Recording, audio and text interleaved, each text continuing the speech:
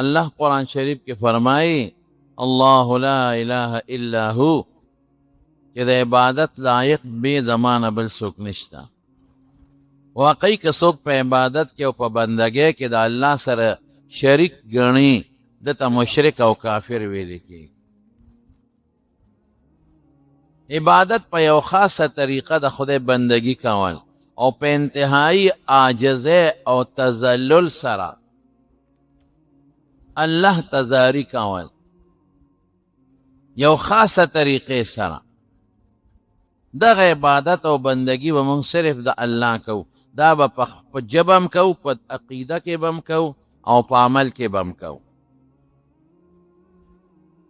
دې نه دا معلومه شوه چې بندگی دا د هغه چا کېږي چې د هغه نه د لوی طاقت خاوند بل نشته دی، او د دې بندګۍ به خدای اجر هم ورکوي، ثواب به هم ورکوي، د دې چې دې ونه کړه عذاب به هم ورکوي.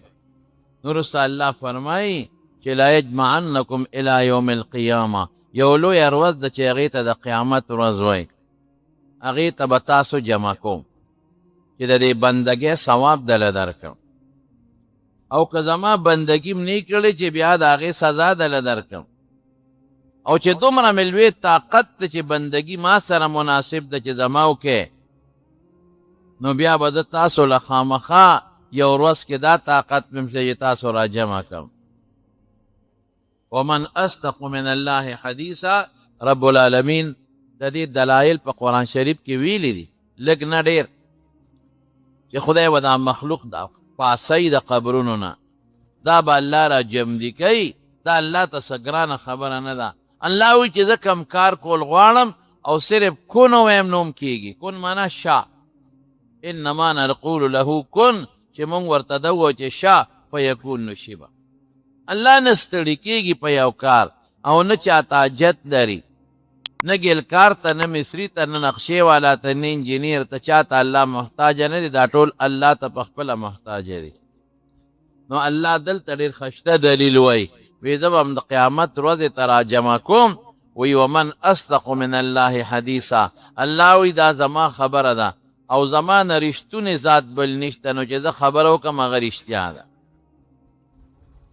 ورونو دغه ورځ ته چې دا ټول مخلوق الله را یوځای کړي، دا ټول به د قبرونو نه بربند پاسي. لومبي جامه به خدای ابراهیم علیه السلام نه ورکوي.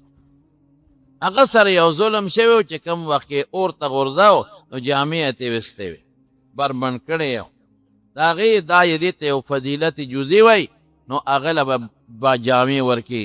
اول من لومبي هغه څوک یکسا چې هغه ته به جامې د قیامت پر ورځ واغوستلی شي، هغه به ابراهیم علیه السلام. او دا خلق چې د قبرونو نه پاسي دا به خپې بلې خپې وي او ټول به ناسونتی. کما بدأناکم، الله وایي چې څنګه مې پیدا کړی وی په هغه شکل به ټول د قبرونو نه پاسي. وروسته به یې خدای قدرتي ته ور برابر کړي، جامې به م وله ورکړي پروردګار، او د سنتونو دا سیسټم به م وله الله قدرتي برابر کړي چې ټول په دې میدان کې ودرئ. نو هر یو نه به درې تپوسونه کېږي. یو تپوس به ردي کېږي چې عن عمره فیما افناه، عمر دې څه کې تیر. او یو حدیث کې عن شبابه راغلی دی، خصوصا د ځوانۍ تپوس پم پکې کېږي. د عمر به هم کېږي او په عمر کې د ځوانۍ، ځکه ځوانۍ کې انسان ته څه تکلیف رکاوټ نه چې عبادت دی ولې نه کوي. د عبادت هېڅ رکاوټ ورته نه، او د عمر تپوس به کېږي. او زمونږ خلکو عمر بې ځایه تیر کړ، د عمر نه مونږ فایده وانغېسته. رسول الله صلی الله علیه وسلم فرمایي، د ترمذي حدیث دی جلد ثانی، چې ګورې مهرباني وکړې، خذ من صحتک لمرضک، چې جوړې نو عمل وکړه چې بیمار شي ورې نه شي کولی. بیا چې سړی ناجوړه شي په کټ کې پروتي، بیا په ولاړه مونږ نه شي کولی، بیا په ناسته نه شي کولی، بیا اودس نه شي کولی، بیا حج نه شي کولی، بیا عمره نه شي کولی، بیا د چا مریض عیادت او بیمار پرسی نه شي کولی. دا ټول ثوابونه دي. د دې غریب نه د ثواب قصې ټولې لاړې ختمې شوې. او یو حدیث کې راځي، دا په ترمذي شریف کې حدیث دی، رسول الله صلی الله علیه وسلم فرمایي اذا مرض العبد او سافر، چې کوم وخت یو انسان بیمار شي او یا یو انسان مسافر شي او په سفر روان شي، نو چې کله دی بیمار شو او د په روغ صحت کې کم عمل کړي په بیماری کې ولا هغه لیکلی کېږي، او چې کم سړی مسافر شو او د په کلي کې کم عمل کو سفر کې خو هغسې بنده نشي کولی، اقسې عمل ولې لیکلی کېږي. اور الله څونه مهربانه دی چې ته جوړې او ته نیک اعمال کې او بیمار شوې، هغه د نیکو اعمالو اجر درله په بیماری کې خدای پاک لیکي. او که ته جوړ وې او نیک عمل دې ونه که، نو په بیماری کې تا ځان د دوکه ورکړه، برباد شوې، سپدلې نه لیکلی کېږي. که ته په کلي کې او ته ښکلې نفل کې او ته ذکرونه کې او عبادت کې او ته مسافر شوې، بیا هغسې نشې کولی چې مسافر شوې، نو چې په کلي کې د سم نفلونه او تهجدونه کول، په سفر کې به دله رب العالمین د هغې ثواب لیکي. نو چې مریض شوې ګورې بیا عمل نشې کولی، نو په صحت کې ښه عمل وکړه چې مرض کې دله الله هغه ولیکي. او په سفر کې بیا نشې کولی، نو چې کلي وطن کې مقیمې، نو ښه عمل نیک وکړه چې په سفر کې دله پروردګار هغه ولیکي. نو قیامت پر ورځ به دا تپوس کوي چې عمر دې څه کې تېر کړه، او خصوصا ځواني دې په څه کې تېره کړه، بیا به څه کوې ورسره. زمونږ نه عمر لاړ برباد شو، ځواني مو تباه شوه، هېڅ نیک عمل مونږ په ځوانۍ کې ونه کړ. ټوله ورځ دا خلک دنیا پسې، ټوله ځواني په دنیا کې تېره شوه او ټوله ځواني په عبثیاتو کې تېره شوه، ټول وخت په موبایل او په نیټ کې تېر شو، ټول وخت د ملګرو سره په یارانه او دوستانه او په منډو ترړو کې تېر شو. فضل روزانه تاسو لږ سوچ وکئ، ماسخوتن چې سملی دا فکر وکئ چې نن مونږ الله څونه یاد که او څومره الله یاد نه دی کړی. نن دې څلېرویشتو ګنټو کې ما څومره وخت الله له ورکه او څونه وخت مې خیرت له ورکه، دا لږ سوچ وکئ تاسو. نو قسم دې د دې عمر او د ځوانۍ به تپوس کېږي. دویم به رسه تپوس کېږي من عن ماله، د مال نه، من این اکتسبه او فی منفقه، چې دا دې وګټه د کم طرف نه، خرچ دې په څه کې کو، مال دې حلال ګټلی او که دې حرام ګټلی. نن سبا خلک په دې سوچ کې پراته دي چې پیسه وګټم او مال زیات کم او دولت بچوله رزق ښه کم، دې ته نه ګوري چې دا حلال دی او که دا حرام دی. قسم په خدای را دې مال حساب کتاب به را سره کېږي. 1 روپۍ حرام چې دې کړي، 1 روپۍ حرام او دا دې ګټلي، نشي تللی جنت ته تر څو چې د هغې بدل د سره خدای ترې خلاص کړي. زمونږ خلق خو زر دا وایي توبه وباسه، ګورې پردې مال په توبه نه بخلي کېږي، پردې مال په توبه نه بخلي کېږي. بیا درته وایم پردې مال په توبه نه بخلي کېږي. رسول الله مبارک فرمایي وی مهرباني وکړئ که د چا حق در باندې پورې دلته انتظام خپل برابر کړئ، که آخرت ته لاړی نه هلته مال شته او نه درهم شته، او چې تا باندې د چا حق پورې دی آخرت کې به څه کېږي، د هغې برابر به نیکۍ تا نه خدای علي هغه به ورکوي، نیکي به تا نه کمی هغه به ورکوي. او که ستا نیکۍ خلاصې شوې، نو د هغه سړي چې د چا در باندې حق دی د هغه ګناهونه به الله رالي او ستا په دې سټ پې بار کوي. حضور پاک یو ځل تپوس وکړه، وی مفلس پیژنې، فقیر غریب؟ وی او د الله رسوله، وی چاته وی؟ وی چې پیسې ورسره ني، درهم دینار. وی دا خو مفلس نه دی، دنیا کې خو چا سره پیسه دي او به ګټي، رشته دار به مړ شي د هغه نه به وله پیسه راشي، څوک به زکات خیرات کې وله ورکي. لیکن مفلس هغه دی چې د ډېرې نیکۍ په دنیا کې کړي، خو خلکو سره ظلمونه کړي او زیاتي یې کړي د بدن او د مال. نو چې قیامت پر ورځ الله ته ودرېږي، نو د نیکۍ والته روانې شي چې په چا ظلم کړی دی د هغې برابر نیکي به ته سړي لځي، د چې مال والې دی د هغه برابر نیکي به ته هغې لځي. او که د نیکۍ ختمې شوې، نو د هغې خلکو ګناهونه به پرې رابار کېږي. زمانون ډېره سخته ورځ ده ګوره، یو خامخا راتلو والا حرام یوازې دې ته نه وي چې د چا نه غله وکړي، حرام دې ته نه وي چې د چا نه ډاکه وکړي، حرام یوازې دې ته نه وي چې د چا پوله پټې ګیر کړي، حرام یوازې دې ته نه وي چې د چا شوتل غلا کړي. دا پردی اوبه چې زمیندار د یو بل ګیرئ دا هم حرامه ده، دا بالکل حرامه ده. او دا چې 2 نمبر شي خرڅی د 1 نمبر په قیمت، قسم دې دا هم حرامه ده. او چې د ټګې کار کې تم حرامه ده. واړه په غټو بدلې، څښا په خو بدلې، دا ټوله حرامه ده، دا ټوله ټګي ده. ډېر خلک یې نیکان خلک یې صالحان خلک یې او 2 نمبر شی خرڅوي او 1 نمبر په نوم یې خرڅوي، د چین مالی او د جاپان په نوم یې خرڅوي. دا ګناه ده، دا حرام دی. د دې به تپوس کېږي د قیامت پر ورځ، او بیا د دې به هم تپوس کېږي چې مال دې کم ځای خرچ کړ، حلالو کې دې خرچ کړه که حرامو کې دې خرچ کړ، دا تپوس به کېږي. موږ څومره مالونه په حرامو کې لګیا دي، څوک پې ډمتوب کوي، څوک پې ګناه کوي. د چا چې د زوی وادي نو د دنیا په شرابونو او کبابونو په ډول او سرنا باندې پیسې تباه کړي او فضول اسرافونه کوي، تبذیرات کوي. مال په څه کې خرچ کا؟ په نیکۍ کې خرچ کا، په جومات کې خرچ کا، صدقه پې وکړه، زکات ورکا، کونډو له ورکه، یتیمانانو له مسکینانو له ورکا، جومات له ورکه، مدرسې له ورکا. په ګاونډ کې د کم غریب دی یا په رشته کې غریبانان دي هغې له مال ورکا. نو دا تپوس به دویم کوي. او دریم به څه تپوس کوي؟ د علم او د پوهې چې په دې علم او پوهې تاسو نه عمل کړی دی. د مولا نه به ډېر تپوس کوي، د هغه علم زیات دی، پوهه زیاته ده. مولا نه به دا تپوس هم کوي چې خلکو ته د دیني مسلې کولې په خپله دې پې عمل کړی او که دې پې نه و کړی، دا تپوس به هم کوي. د هغه نه به زیات تپوسونه کوي. تا ته خو هر څه معلوم و، تا خو خلکو ته به نیکي خوله، نو تا بیا ولې نیک عمل نه دی کړی؟ تا په هغې عمل ولې نه دی کړی؟ او دا څومره چې عوام دي ردي نه به هم پوهېته کېږي. دا یوازې د مولا خبره نه ده، ټولو ته پته ده چې مونځ فرض دی. نو تا ته پته وه نو ولې دی نه دی کړی؟ تا ته خو پته وه چې زکات فرض دی، ولې دی نه دی ورکړی؟ تا ته خو پته وه چې روژه فرض ده، ولې دی نه ده نیولې؟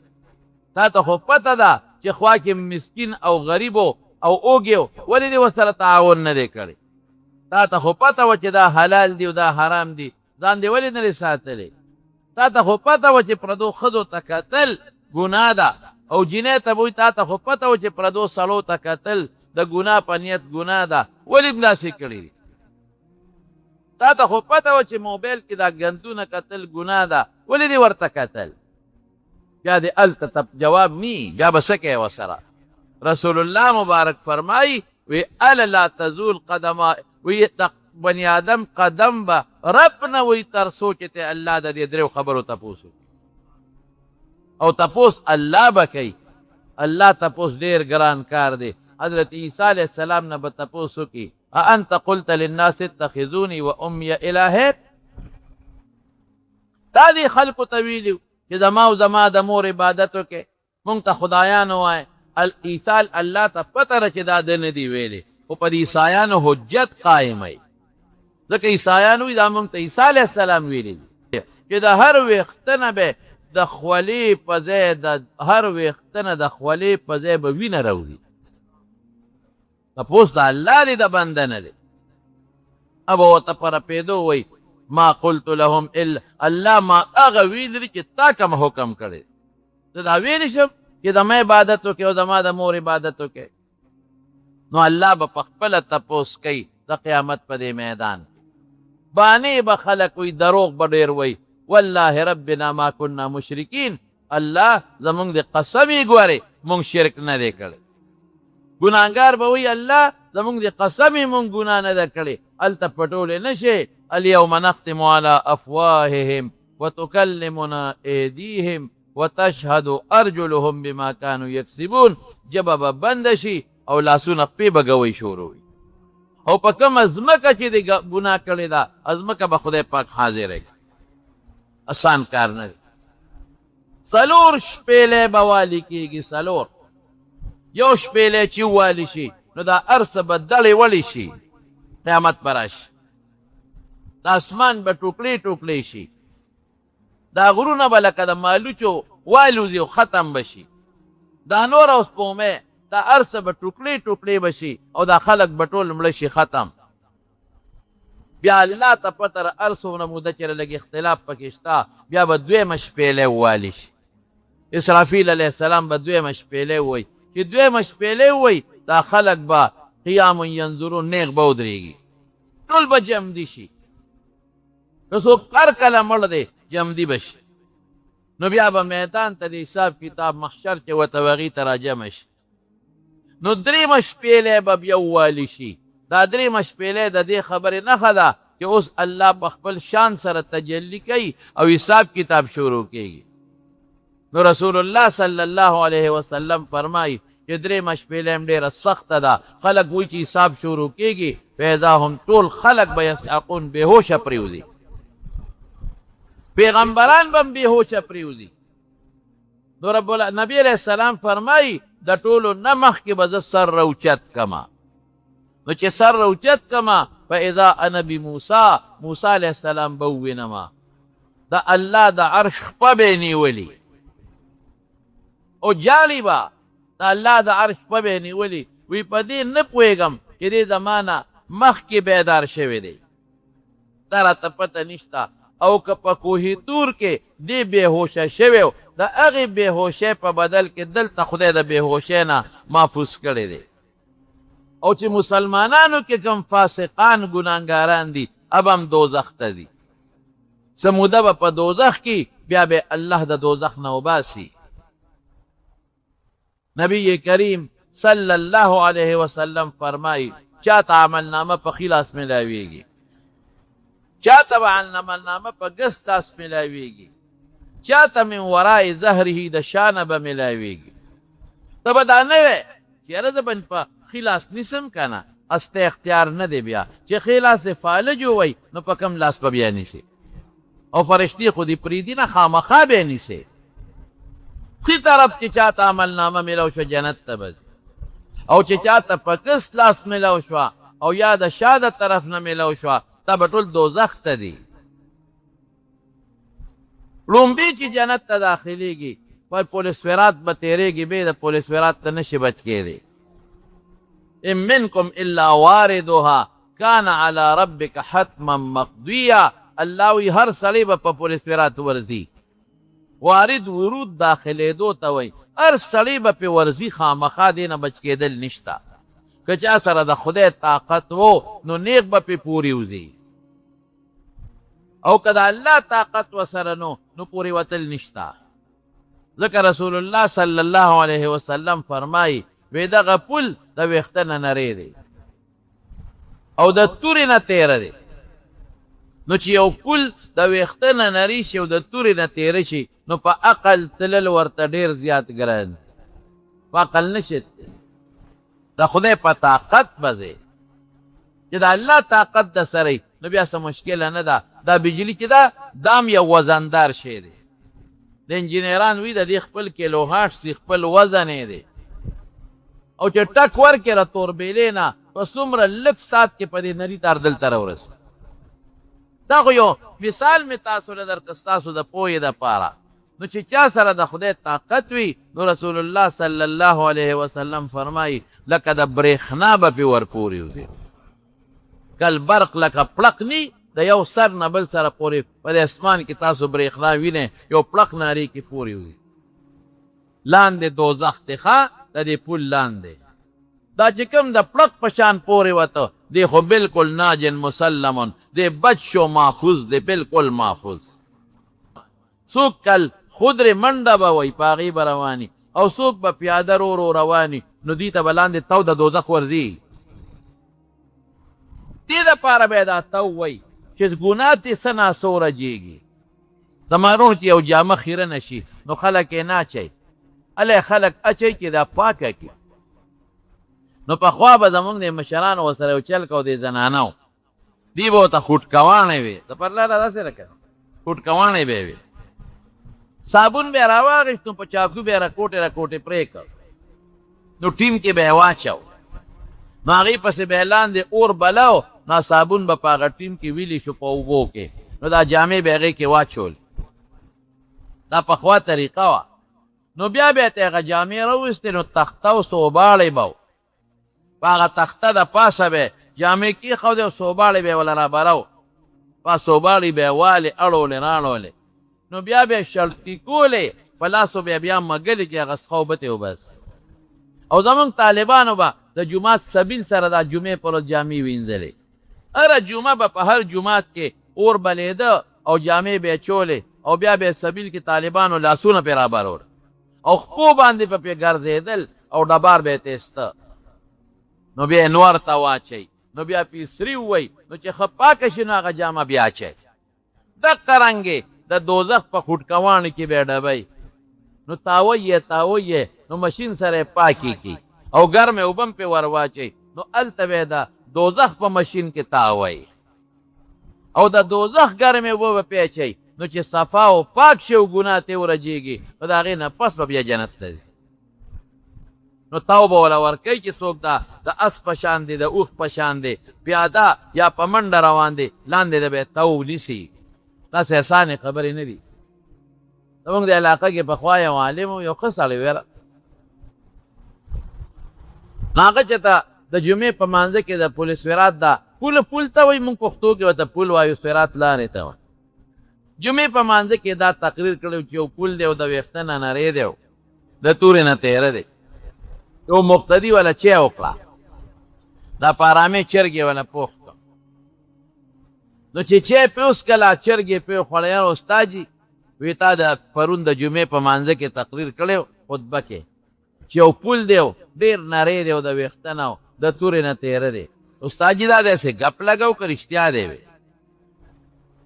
خلق دی یارول وی نه دا خو حقیقت دی دا خو رسول الله صلی الله علیه وسلم فرمایلی دي او حدیثو کې راغلی دي نو استاد جي ته وپې څنګه دی دا کوم چشمې دې مچولي دی او کونټه هم د سره ده خو چې ته پې روزي که نه نو څه دم درهه به دې زدی بې د دم درهې نه پې نشي تلی نو خدای ته وګوره استاد جي هغه دم درهه ما ته مخایه په هغه اتلس شلې زره قامه کې به در پسې کم ځای ګرځه اما ته مخایه چې زم پې په اسانه پورې وځم هغه وی دا نن چې د کم کار وکړه که نه دا کله کله کوه نو موټروی به یې کم درته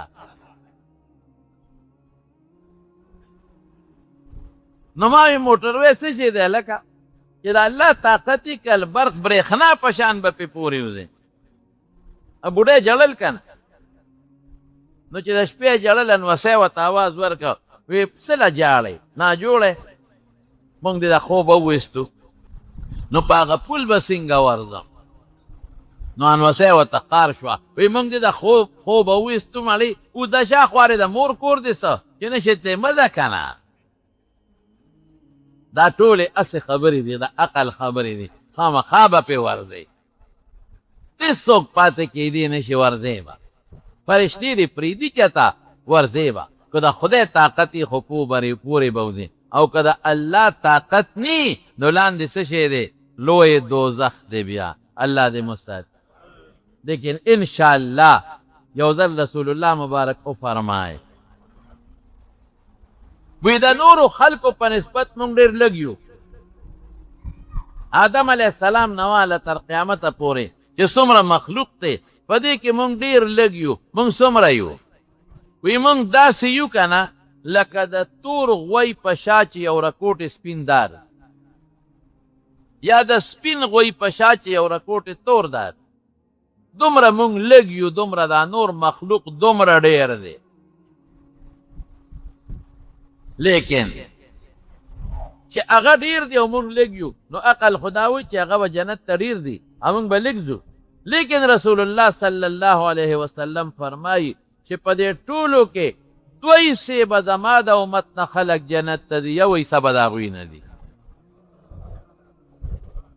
6 صفونه 80 صفونه به د دې امت دي او دا باقي 40 به د نور امتونو نه 2 حصې به زمونږ د امت نه دي 1 حصه به د هغوی نه دي انشاءالله العزیز دا د رسول الله مبارک او د قرآن شریف برکت دی دې دواړو سره خپل تعلق جوړ کړئ یو قرآن شریف تلاوت کوئ عمل پې کوئ او یو د پیغمبر علیه السلام مبارک سره مینه کوئ د هغه د سنتو تابعداري کوئ هر څه آسان دي او که دا نی نو پیغمبران به وي رب سلم سلم یا خدایا زما امت ته خیر کا یا الله زما امت ته خیر کا او په خپله به م یری په انبیاو په پیغمبرانو باندې او د هغې نه به هم د قیامت پرست تپوس کوي د انبیاو نه 2 تپوسه به کوي حدیث نه معلومیږي یو به تې دا تپوس کېږي چې د خپل قوم ته دین رسول دی او که نه الله ته هر څه معلوم دي چې حجت قائم. رسول الله صلی الله علیه وسلم په حجۃ الوداع کې اخیری حج کې ټول صحابو ته سوې اللهم هل بلغت، خلکو ته وی ما دین رسول دې کنا، نو صحابو ټول وی او بیا وی ما دین رس درې ځله او فرمایل وی او نو ګوته اسمان ته اوچته کړه وی اللهم اشهد اللهم اشهد اللهم اشهد، یا الله ته په گواه شه چې د قیامت پر ورځ انکار ونه کړي چې موږ ته د پیغمبر دین نه دی رسول. الله اکبر. نو نوح علیه السلام ورته وی چې د محمد صلی الله علیه وسلم و امته داغه امت زما گواهان. نو موږ نه بیا تاسو کې چې نوح علیه السلام دې قوم ته دین رسول دې کنه گوی کوي، موږ او الله مونږ گوی کو چې د دین رسول دی. نو هغه قوم به وایي دا دروغجنو ته وګوره دی هغه وخت کې اوسه، دی خو هغه وخت نو، دی خو ډېر وروسته پیدا شوي دي او دی گوی کوي چې نوح علیه السلام خپل قوم ته دین رسول دی. نو الله به مونږ نه تپوس وکړي چې واقعي تاسو خو د نوح علیه السلام زمانه کې نه وی، تاسو خو اخري پیغمبر او اخري زمانه کې وی، تاسو څنګه گوی کوئ؟ نو مونږ به ورته وایو چې الله مونږ ستا د قرآن په وجه گوی کوو، تا قرآن کی ویلی دی چې نوح علیہ السلام خپل قوم ته دین رسول دی. نو موږ د هغه قرآن په خبره ستا په خبره دا تصدیق کوو. نو پیغمبر نه به دا تپوس کېږي چې دین دی رسول دی او که نه. او یو بلم دی چې الله به پیغمبرانو ته وایي ماذا وجبتم، واه واه دا ډېره ګرانه ده چې د قوم ستاسو دعوت قبول کړی و که نه، د قوم څه ویلي دا ډېره ګرانه ده. نو چې پیغمبر گوی کوي د خدای په دربار کې د چا خلاف خو تباهي شوه. رونو دا میدان به ختم شي، د محشر دا میدان، دا ځمکه یوم تبدل الارض غیر الارض، دا به خدای په بله ځمکه بدله کړي. او دا موجوده ځمکه چې کومه ده دا ټول کاڼي بوټي دا چې څومره ځمکه ده دا ټوله به د قیامت پر ورځ خدای پاک راغونډه کړي او ډوډۍ به ترې جوړه کړي. د غنمو د ډوډۍ په شان خشته ډوډۍ به ته الله جوړه کړي او الله به په دې لاس کې اړی راړی به. والارض جميعا قبضته يوم القيامة والسماوات مطويات بيمينه وما قدر الله حق قدره. والارض جميعا قبضته يوم القيامة والسماوات مطويات بيمينه سبحانه وتعالى عما يشركون. دا ارس داسې دي لکه زه چې په دې لاس کې یو شي ونیسم په دې بل کې ونیسم او داسې چیرې یې کړم او ټوټې یې کړم. یو رکوټې غوندې پاپړ مې دې لاس کې نیولي یو دې کې او زور ورکم او ټوکلې یې کړم. داسې به د دې الله داسې دی چې خدای لاس کې نیسي، په دې صفت الله خبردار دی. هر څه د خدای قبضه قدرت کې دي او د قیامت پر ورځ چې دا خلک ټول مړه کړي نو بیا به الله یو اواز کوي لمن الملک اليوم، نن بادشاهي د چا ده؟ نو دا واړه هېڅوک به بیاني نه به څوک اواز ورکړي، هېڅوک چې ټول چپ پاتې شي نو الله به په خپله جواب ورکړي، اواز به وکړي لله الواحد القهار. بادشاهي د الله د هغه الله چې یو دی او ډېر زورور دی. دا د دنیا بادشاهان دا ټول به سرنګون د قیامت پر ورځ ولاړ. زما رونو جنتیان خو به جنت ته لاړ شي چې کوم لومبي جنتیان دي او د ټولو سردار به محمد مصطفی وي صلی الله علیه وسلم. او چې جنت ته ننوځي بیا جنتیان نو رسول الله مبارک فرمایي د جنت دروازه به زه وم، ټولو مخکې به زما امت سره حساب کېږي او ټولو نه مخکې به زه او زما امت جنت ته داخلېږي. نو چې حلقه کوډه به هم دننه به اواز وشي څوک یې؟ نو زه به وایم چې زه یم، خپل نوم به والمه، امت را سره دی. نو وی بکه امرتو ستا متعلق ما ته حکم شوی دی چې دی راشي نو ده ته به دروازه کولاوې، د ده نه مخکې به چاته دروازه نه کولاوې. نو رسول الله مبارک فرمایي وی په ډېر لوی ټیل او بیړه به زما امت ما سره جنت ته داخل شي. الله دې م دې کې شمار کړي، دې ډله کې دې م الله شمار کړي. زمونږ ګناه خو ورونه ډېره زیاته ده، زمونږ نیکي خو نشته، مونږ خو ډېر زیات کمزور یو، ډېر ګناهګار یو. خو د الله د رحم امید به ساتو او د خدای نه به تمه کوو او الله نه به سوال کوو. مونږ الله نه دا سوال کوو چې خدایه که ته مونږ په دې خپلو ګناهونو راونیسې نو خدایه ستا پې خدایي نه زیاتېږي خو موږ بغیر کو تباه شو او که الله تا موږ وبخلو مفتو کې دې وبخلو ګناه دې معاف کړه نو ستا خدایي پې نه کمیږي او الله موږ ته به ډېر لوی خیر بلوي نو خدای دې په دغه ډله کې جنت ته داخل او باقي به دوزخ ته وغورځولی شي نو دوزخ بیا ډېر خطرناک عذاب دی زما ورو رسول الله صلی الله علیه وسلم وفرمایل وی د دنیا دا ټول اورونه چې را یو ځای کې د دنیا اورونه څه دي دا څومره په غرونو کې چې کویله ده دې ته تیلې ورته که څومره چې پټرول دی دې ته هم ورته که څومره چې ډیزل دی د خاورو تیل دی دې ته هم ورته که او چې څومره ګیس دی په دې ځمکو کې دې ته هم ورته که او چې څومره لرګي دي خشاکونه دي دې ته هم اور ورته که وای دا به څونه اوري چې ټوله دنیا کې دنګلې اور والي او ټوله دنیا کې چې دا څومره کویله ده او دا څومره معدنیات دي او ګوګړ دي او بیا په دې کې هغه بل شی دی هغه د کالتوسونو کې چې کم شی اچوي بارود دا ټول چې اور والي نو دې سره چې یو کم او یا دومره نور کې نو د دوزخ اور دومره زیات دی زر کاله نو دا زیړ شو نو زر کاله بیا بل شو نو تک سور شو نو زر کاله بیا الله بل که نو تک تور شو نو حضور پاک فرمایی اوس د دوزخ اور تک تور دی وی او چې دا مخلوق پکې ورواچي زما رونو اوهو وجود د کافر به څومره الله دې ایمان نصیب کی ډېر څه هو مثل احد یو د جامې غاښ به د احد د غر عمرې د احد غر 3.5 کیلومتره کې غټ غر دی او د سرمنې پیړوالی به 2 ګزی او یا ګزه او د ناستې ځای به څومره لکه د جدې او د مکې په میاس کې 48 میله کې به صرف ناستې دونه غټ وجود وي دا ولې چې دومره غټ وجود وي چې د دوزخ د اور خوند وسکي چې پوټي وجود خو په یو لوخړه به شي په یو ساعت کې چې ډېرې چې خوټ کېږي پکې دا به په دوزخ کې پراتی الله دې مساتي زما رونو زما دې قسم په خدای وی ډېرې سختې مرحلې موږ ته مخکې را روان دا دوزخیان به ځان پسې جبه راکاږي 3 میله او 6 میله به په دوزخ کې جبه راکاږي او دوزخیان به وله په یو بل به په جیبو خپې ږدي او دوزخ کې لړمانان دی به نه سوځي ټکونه به ورکوي ماران دي پکې نه بسوي ټکونه به ورکوي او سعود پکې یو غر دی هغې ته به خیږي په زرګونو کاله کې به هغې ته وخیږي چې یاره دې ته خیږو که چې ته بچ شو نو چې هلته وخیږي نو بچوالی خو شته نو بیا به راکوزېږي او خوراک به سي چې اوږي شي نو الله ته به چغې کړي الله اوږي شو خوراک راله راکړه نو زقوم ورته وایي مارجړی دا تریخ دی شی دی تریخه او ستغم دی لکه د کچه کجورې په شان یا کچه املوک په دې مرۍ کې نښلي او غنیم دی پکې دا به والا الله ټکېدلې راوړي چې ها واخلې نو چې دی یې خولې ته کي نو دې مرۍ کې به ونښلي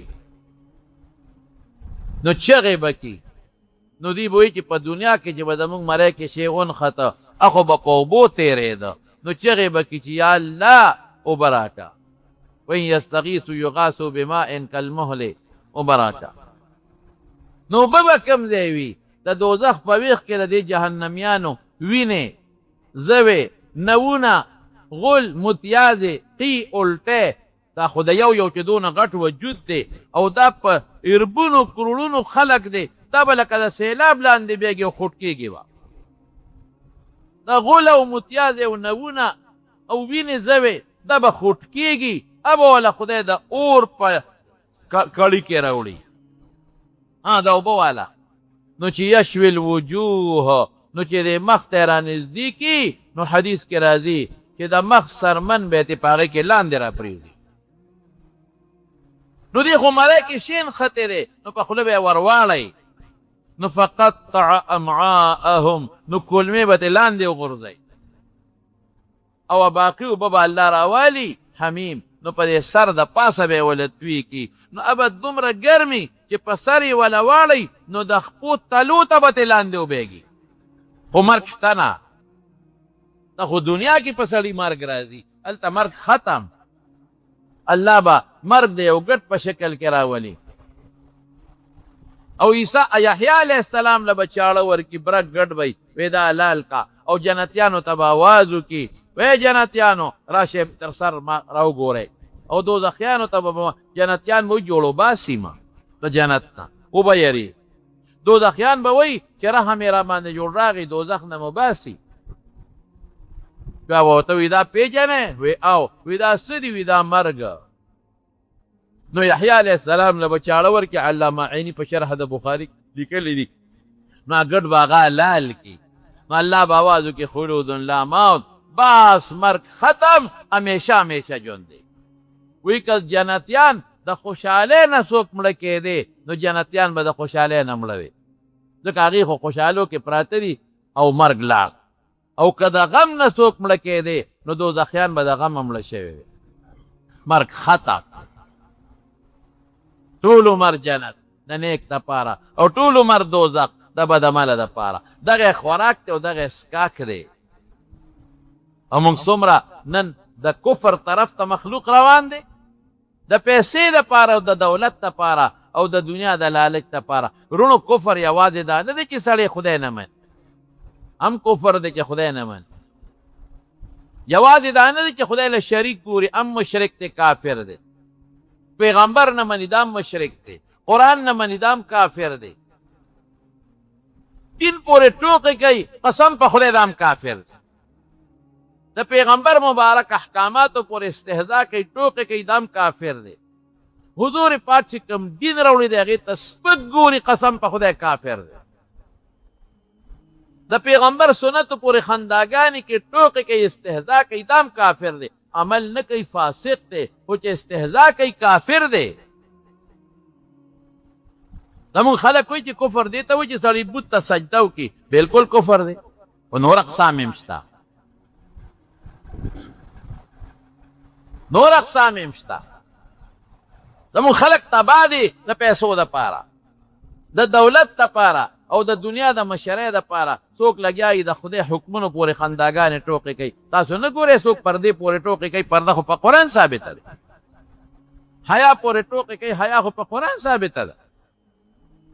نو قرآن آیت ته انکار کوي، ټوکې کوي ورپورې. نکاح پورې خنداګانې کوي، نکاح خو په قرآن ثابته ده. بدعملۍ ته ته جایز وی چې مړی اسم نشته او یا اسم نشته، دا خو ته د خدای د حکم خلاف ورزي کوې. څنګه څه نشته؟ خدای وی شته، پیغمبر وی جنت شته، دوزخ شته، عذاب شته، د قبر، او ته وی نشته. چې خبره کوي دی مولا نه زه ښه پوهېږم. هلکه ته ښه نه پوهېږې، د ظالمه نه پوهېږې. د دین کتابونه تفسیرونه ټول په عربۍ کې دي او د دې خپل احکامات کې تا هغه کوم ځای کتلي دي. یو سړی سې تاسو ته ویم چې یو سړی میډیکل کالج کې سبق نه ویل، یا یو کمپاوډر دی هغه خپل 3-4 کاله خپل کورس نه کړی او ځان له دلته دکان وباسي، ته ته د باندې څوک علاج کوي؟ ته ته ډاکټر ویلی شي؟ دی خو سرکار نیسي، تا سره ډګري نشته او دکان دی کړی. صرف د اردو د کتاب په کتو خو چانه ډاکټر نه جوړېږي، او نه د اردو په کتاب کتو چانه انجینیر جوړېږي، نه ولا سرکار تنخواه ورکوي. باقاعده به یو ځای کې علم کې پویه به حاصلې، هله به ډاکټر او انجینیر تا ته وایي. نو دغه رنګې د اردو 2-3 کتابه بعضې خلک وګوري، هغه هم د هغه خلکو کتابونه وګوري چې هغه د دین د خواران نه خبر. نو څوک وایي د قبر عذاب نشته، څوک لګی مړه دا دوزخ او دا اسې قصې پسې دې سم نشته. دا به نه کوئ، مستي به نه کوئ. څنګه چې مونږ ډاکټري د ډاکټرانو نه زده کوو، انجینري د انجینرانو نه زده کوو، لواري د لوارانو نه زده کوو، ترکاڼي به د ترکان سره شاګردي کوې نو زده کوې به، داسې خو نه شي زده کولی. ګلکاري به ګلکار سره شاګردي کوې نو زده کوې به. دقه رنګې دین به د عالم سره شاګردي کوې او کتابونه به وایې نو دین به زده کوې، عالم به نه جوړېږي. 2-4 کتابه د اردو د موږ بعضې خلک وګوري، هغه هم که د هغې خلکو کتابونه وګوري چې څوک حدیث نه مني، منکر حدیث دی. څوک د قرآن بعضې احکامات نه مني. دا خو نن سبا د انګریزانو او د یهودیانو چالونه دي. هغوی داسې څیزونه راایستلي چې هغه په مونږ کې راخواره کړي دي او د مسلمانو په منځ کې اختلاف پیدا کول او جګړې پیدا کول او خلک په دین کې نقطې راایستل. نو ګورې یاد ساتئ زما ورونو، قسم په خدای دا پیسه پاتې ده، دا دولت پاتې ده، دا د لږو ورځو ژوند دی او د آخرت لویه ورځ را روانه ده او که هلته کې وښویېدو نو دوزخ دی. ګورې الله دې مساعد. خلک د یو رکوټې موټرګي د لاسته نن لاړل تباه شو. چا ته چې شی میلاو شو نو که هغه سړی کفر کوي دا خیرت یې تباه که خو دنیا خو یې ښه کړه که نه، لیکن د هغه د وجې دا چې ورپسې شاته روان دي دا ورپسې مفتو کې تباه شو. ظالم هغه یو خو پیسې دي، ظالم هغه ته خو بنګله میلاو ده، ظالم هغه ته اربونه کربونه روپۍ میلاویږي. نو که هغه د بېدینۍ خبرې کوي نو داسې دنیا ورته میلاو شوه، نو تا ته څه میلاو شو ای ظالمه چې خپل خدای دې پرېښو او دې ظالم پسې شوې، خپل پیغمبر دې پرېښو، دین دې پرېښو، دانګه دې ټول عمر اخر خراب کړو. یوم یدعا کل اناس بامامهم، الله قرآن کې وایي قیامت پر ورځ به دا چې څوک چا پسې روان دی دې به ترې مخکې دا به ورپسې خدای راغونډ کړي ټول. وایه اوس قرآن وایي د نوې دنیا کې چې د چا کم مشر دی او لیډر دی او د قوم مشر دی او د مذهب مشر دی دا به ترې مخکې دا خلک به ورپسې وي. وایه که نه څه وایه او څه ابه ورته څه وایي هغوی به یا الله موږ د ګمراهان کړي فآتهم عذابا ضعفا من النار، ته ګمراهان کړي یو دله سزا ورکړه، موږ خو ته پسې روانو. ابه ورته څه وایي ابه ورته وایي ما نه یې ګمراهان کړي، په خپله ځان هم ګمراهان کړي، ولې ما پسې راتلی، خدای هم پرېښه او موږ پسې را روان شي. الله به وایي کل ضعف، هر یو له به ډبل عذاب اوس میلاوي. ورونو د خدای خاطر زما ورونه یې بچي یې مشران یې کشران یې لویه د دوزخ بیا ختمېدلو والا زندګي نه ده. او که ایمان نه خلاص تاړو قسم په خدای که بیا څه شته تبۍ ده، بیا دوباره بیا دنیا ته راتلل نشته. دا خلک به چغې وایي یا الله موږ دنیا ته دوباره ولېږه، ته ګوره چې موږ څنګه عمل کوو. الله به وایي ولې الم یأتکم رسول، تاسو له پیغمبران نور راغلي؟ الله به جواب نه ورکوي. د دوزخ چې کوم داروغه دی هغه ته به چغې کي چې کوم مشره فرشته ده یا مالک لیقضي علینا ربک، ای مالکه د هغه مالک نوم دی، خدای ته سوال وکړه چې موږ په حق کې الله فیصله وکړي بس موږ مړه کړي. 1000 کاله به ورته چغې ووایي، څومره 1000 کاله به چغې ووایي. نو 1000 کاله پس په هغه یو ورځ نه را هغه اواز وکړي انکم ماکثون، پراته به یې دی کې. نو بیا به الله ته 1000 کاله چغې ووایي، فریادونه به کوي، چغې به ووایي، الله به جواب نه ورکوي. نو 1000 کاله به صبر وکړي. یاره الله په دنیا کې په صبر خوشحاله ده، صبر به وکړو که په دې کار وشو نو بیا به خدای جواب ورنکړي. نو 1000 کاله به بیا چغې ووایي. نو 1000 کاله پس چې 3000 کاله پې دلته تیر شو نو بیا به الله جواب ورکړي. څه به وایي اخسئوا فیها ولا تکلمون، چغې شئ ګورې شئ لکه سپي ته چې بنده وایي په دا دوزخ کې ما سره خبرې ونه کړې. په دنیا کې خو ما ژوند در کړی و که نه، نه دې را کړی، ښکلی ژوند یې را کړی دی، مال یې را کړی دی، بچي را کړی دی، روغ صحت یې را کړی دی، مال یې را که، ژوند یې را که، مسلماني راله، بیا موږ له خاص مسلماني را کړی دی. نو هغه وخت کې تاسو د شیطان منل او د الله منه منه. الله وایي زما نه منل شیطان، اوس ما ته چغې وهئ چې څوک لږ ګناهګار دی لږ په دوزخ کې وایي د دوزخ خو یو سیکنډ عذاب.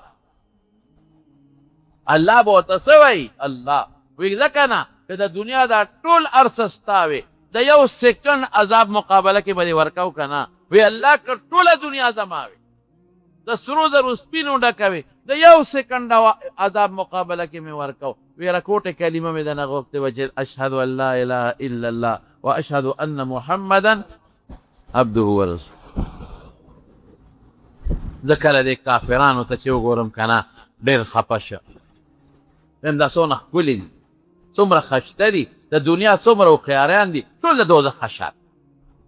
او بیا چې دې خپلو مسلمانانو ته وګورم، ای د خدای نیکبخته مسلمان وطن کې خدای پیدا کړی، ای د خدای نیک بخته مسلمان مور او پلان نه خدای پیدا کړي، ای د خدای بدبخته جمعات کې راته بانګ ویلې کېږي، ای ظالمه عالمان درته ستړي شو، تبلیغ والا درته ستړي شو، نیکان درته ستړي شو، مستي ولې کې مه کوه، د خدای خاطر وکړه مستی مه کوه.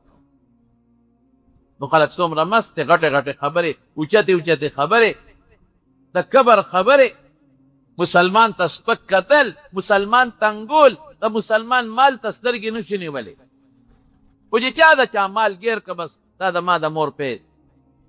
قرض سودا دومره خلک پریشانه دي، دا دکانداران غریبانان بل له قرض سودا ورکي بس بیا پې منکر شي، تا نه ده راکړه، او که منکر نشي نو هغه په اسراف او په تبذیراتو په خواهشاتو والوځئ، دور پسې کړ در به کوم، دور پسې که نه در به کوم. د ډېرو دکاندارانو پیسې خلکو خوړ، پیسې به تې والي راکه او تا له سره ځمکه شریکه او پلان کې او پلان کې پیسې دې ګیري، بیا نه ورکې، زه پسې کر زه پسې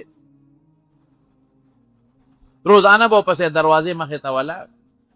دا غریبانان دکانداران دا د 5,000 6,000 دکان کې چې راکوټې غریبانانو کړی دی بچو له د دې څونه خلکو باندې پیسې پورې نه ورکې، د دې غټو دکاندارانو په خلکو څونه پیسې پورې دي، در به کوم چې بیا دې غواړي بدماشي را سره بیله کوي، مړه سره اسمان دی خو در به کوکړ.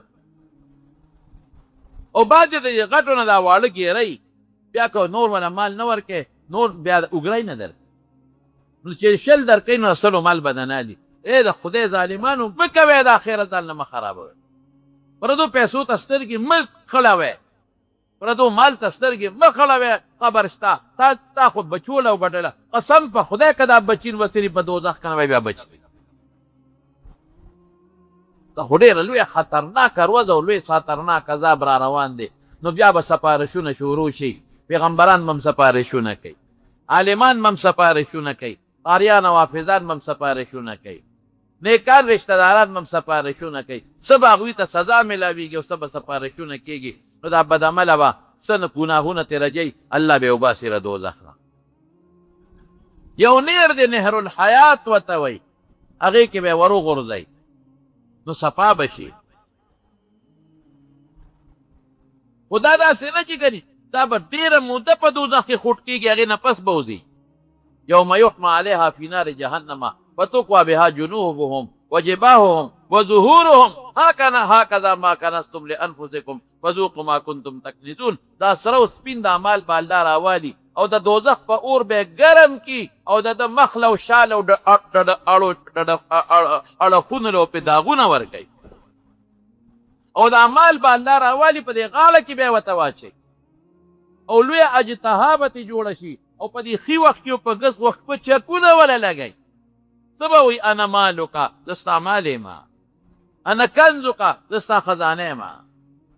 نو مال زکات ولې نه ورکوې نیکبختو؟ بچوله ډېره وې، نوسوله ډېره وې، کلوسوله ډېره وې او ځان ته به قیامت په ورځ به د امیل د مار به درته غاړه کې تا چولي کېږي، وختي به شریف قسم په خدای کړې دا بچې پکار او دا ښځه پکار. د اور په تختو باندې دا اور په ګرمي کې به په اور کې داغونه به ورته بیا میلاوي. څومره خلک د زکات نه ورکړل، مما رزقناهم ينفقون، الله وی رزق ما درکړه ولې نه ورکوې زکات؟ که صرف زکات زمونږ د مالدارو خلکو ورکولې، خدای ګواه دی که په دې ملک کې غریب سړی پاتې حسد او بغض به هم ختم شي. منځونه څوک نه کوي، که کوي په منډه یې کوي ځان ته خلاصوي. زکات څوک نه ورکوي، که چا له خدای مال ورکړی نور ورته سترګې خړې کړي چې څنګه به یې ترې ووایو.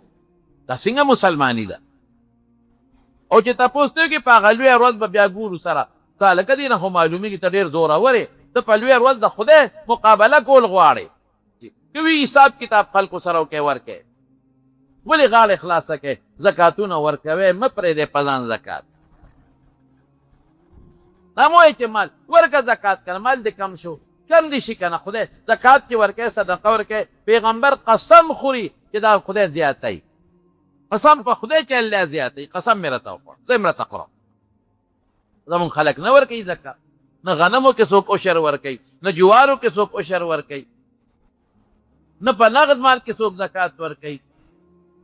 ټول د سیل مې خپل کور ته وړي، ته ورکه وګوره چې خدای پکې برکت تلا چي که نه اچوي خپلې غریبې خور له ورکه که نه ظالمه غریبې خوارځې له ورکولی شي غریب رور له ورکولی شي غریب وراره له ورکولی شي غریب ماما له ورکه د ماما زوی له ورکه ترور دې غریبه د ورکه د ترور زوی له دې ورکه لومړی حق دی د خپلو رشته دارانو دی د خپلو غریبانانو ګاونډیانو دی دا مدرسو کې چې کوم فقیران مسکینان سبق وایي لنګر یې نشته دی له ورکه زکاتونه ورکوئ ښه نیک عمل کوئ دعا وکئ چې خدای د قیامت دا لویه ورځ په مونږ اسانه کړي یا الله تا ته م سوال دی خدایه تا ته م لاس نمجي دا زمونږ دلته د جمع یو ملګری دی ماسټر صاحب د دې شیرپا او د شاخ مور یې وفات شوي د څو ورځې شوې دعا وکړئ چې الله مغفرت نصیب کړي الله یې د آخرت خوشحالۍ نصیب یې کړي او زمونږ دلته د پادرخیلو په دې کندي کې جان محمد وفات شوی هغه ته هم دعا وکړئ چې پروردګار یې مغفرت نصیب کړي الله یې د آخرت خوشحالۍ نصیب یې کړي